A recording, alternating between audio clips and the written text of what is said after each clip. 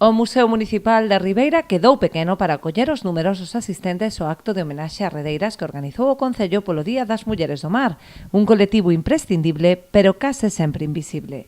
Estas 9 mulleres que traballan na nave de redes, tanto no muelle como nos barcos, onde se trasladan a todos os sitios onde están os seus barcos, son fundamentales para o sector do cerco, porque sin elas eses barcos non podían salir ao mar.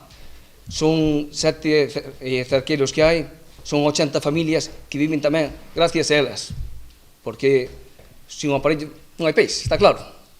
E para min é un día moi importante para que se faga homenaje a elas, porque eu, a parte de convivín con elas todas, cando empecín ao cerco, e vin que son unhas mulleres invisibles no sector do mar, casi non se ven.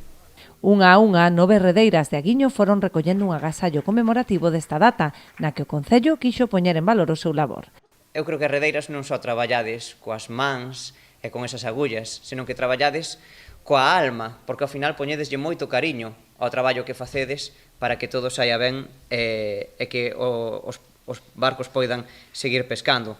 Traballades a pé de porto, efectivamente, sendo parte desa economía tan importante que temos en Ribeira, que é a do sector marítimo, que nos achega máis do 33% do Produto Interior Bruto.